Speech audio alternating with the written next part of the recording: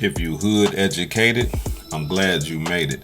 Allow me to unfold my knowledge, wisdom, and understanding from a hood nigga's point of view to all of you here, there, and everywhere. Now, before we get into the video, do me a favor real quick. Smash that like button. And if you haven't subscribed to the channel already, make sure you hit that subscribe button. And if you are enjoying my content, please hit the notification bell so that every time I drop a video, you'll be the first one to get it. Now check me out. Now, the brother Larry Hoover has been trying to get his freedom for some time now. We got to understand something, that Larry Hoover once was the leader of the very notorious Gangster Disciples, right? Now, Larry Hoover now is 71 years old. Went to prison during his 20s. Young man, right? And now he's 71 years old. And since all the time that he has been in prison, he has been pleading for his freedom. He has been, did some political things, man. He done did some social things. He even changed the structure of his once gang, the Gangster Disciples, to growth and development, right? Some people took a hold to growth and development and they stayed down with that. And some people said, nah, we enjoy being Gangster Disciples. Let's just be 100, right? Now, lately, Larry Hoover has denounced his association with the Gangster Disciples. Larry Hoover has came out publicly and said that, listen, I am not a leader. I am not an elder.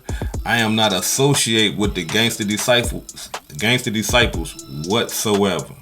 Not only that, he also said that he has no direction. He has no leadership. He has, the people that are out there doing evil things, people out there that are selling drugs and killing in the name of Gangster Disciples. He says, I'm not directing them to do nothing. Zero direction, zero encouragement is coming from me. And if I had my way, I would tell them to leave the gangbang lifestyle alone. Not only that, if I had my way, I would tell them to forget who I am and to forget me.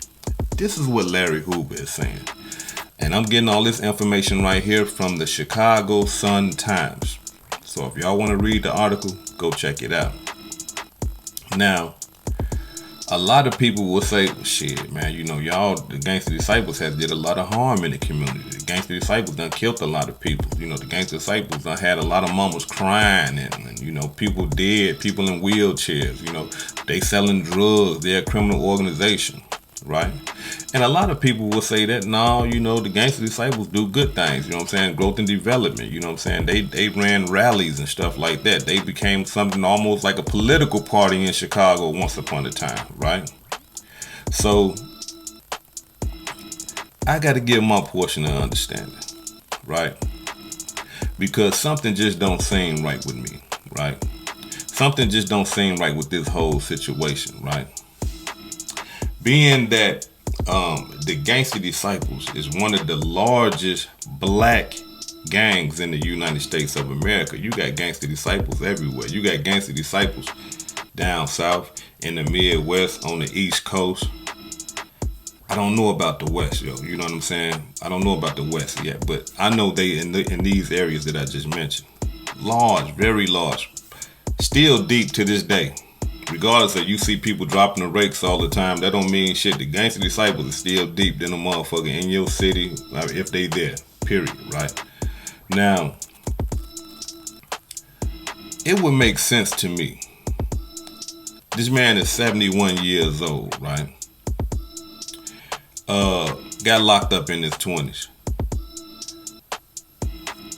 It would make sense to me that if America really gave a fuck about gang violence and black on black crime, and this man being the leader of one of the most notorious gangs in America, and they believe that this man is still controlling the Gangster Disciples, right? So it would make sense to me that Why not release him? We got to understand something. If he's still in control of the Gangster Disciples, why not release him? Not so that he can continue the criminal organization, but for him to correct the organization. Why not release him and say, hey, check this out. We're going to be on your ass. Right? This the federal government. We're going to be on your ass, Mr. Larry Hoover. We're going to release you. But the main purpose of us releasing you is to curb this gang violence. We would like you to use your leadership. We would like you to use your influence to tell the Gangster Disciples to stop. Stop all the killing. Stop all the shooting. Stop all the drug dealing. Right? Stop all the pimping. Right? Stop all the home invasions. Just stop any type of violent crime, period. We're going to release you and let you get out. And this is what we want to use you as a tool to stop the violence. Since they saying that he still got control of the gang. To me, that sounds like an even trade. You give me my freedom. I'm 71 years old. You give me my freedom. I stop these niggas from doing all this killing. I mean, because we got to think about it, y'all. The man been saying for years, for decades, look, I'm not about that no more. I'm about social, economics, politics, right? This is what this man been telling these people. Change the whole gangster concept to growth and development. This is what I'm about. So if y'all believe that he's still running the gang, why not release him and tell him to stop some of the killing that's going on in the hood? Nah, they don't want to do that. And let me explain to y'all why they don't want to do that. Because they want the killing, the drug dealing, the shooting, stabbing, fighting. They want all that shit to continue. They want the Gangster Disciples to be in a state of chaos without their leadership. They want the black community to be in a state of chaos without any leadership. Why do you think they locked all the leaders up? Come on, let's use our mind. If they actually wanted the violence to stop, it makes sense. Hey man, check these motherfuckers. They do it in the joint. When you in the penitentiary, when shit get to going down, listen to y'all. I'm gonna tell y'all something. When shit get to going down in the penitentiary, the lieutenants and shit like that, captains, they call the heads. Hey, come here. Hey, what's going on with the vice lords, man? I mean, we seen the lords gathering up. Y'all having meetings and shit every holy day. We understand that, but no, y'all just had a meeting on a Wednesday. Hold on, and these motherfuckers just had a meeting too. What's going on? Look, we don't want this on. And the leaders talk. Hey man, listen, check this out, man. You know, dude had disrespected, one of the lords, and they just got to go in the cell and get this shit off their chest, man. And after that shit over with. Win, lose, or draw. Right? This is what they do in prisons. So this shit can be done in the world, but they don't want that though. See, America wants you to forgive them for the shit that they did 200 years ago. Slavery. Come on, guys. That was years ago. Forget about that. But America don't forget about the shit you do against them. Especially if you got any type of power.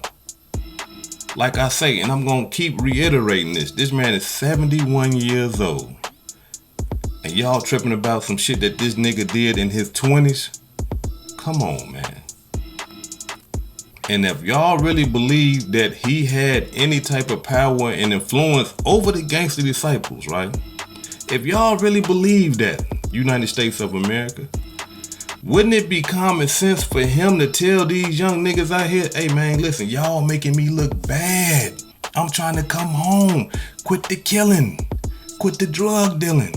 Quit all violent crimes. Look, I need y'all niggas to start going to church every Sunday, Wednesday, and even go to the mosque on Friday. I need you niggas to be religious zealots so I can come home if he still controlled the gang, if he still had power and influence over the gang, he would be able to do that. But he can't.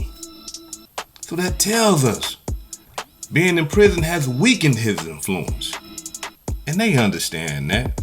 But they gonna continue to use this man's past to keep him in prison.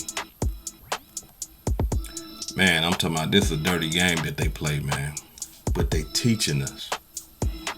And they showing us what they do to motherfuckers that's gang leaders. And we gotta sit back and we gotta learn from it. We gotta look and see how they treat Mr. Larry Hoover. And say, I don't wanna be in the gang. I don't wanna be no motherfucking gang leader, especially. Look how they treating this motherfucker right here. For some shit that he done did, 30, 40 years ago. I can't never be a part of that. This hood educated, not lane related. Peace and love, and y'all take care of yourself out there. Do me a favor.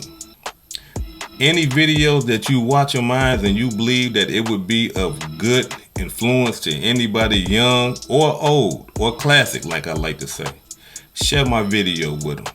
Get the word out. Peace and love, and y'all take care of yourself.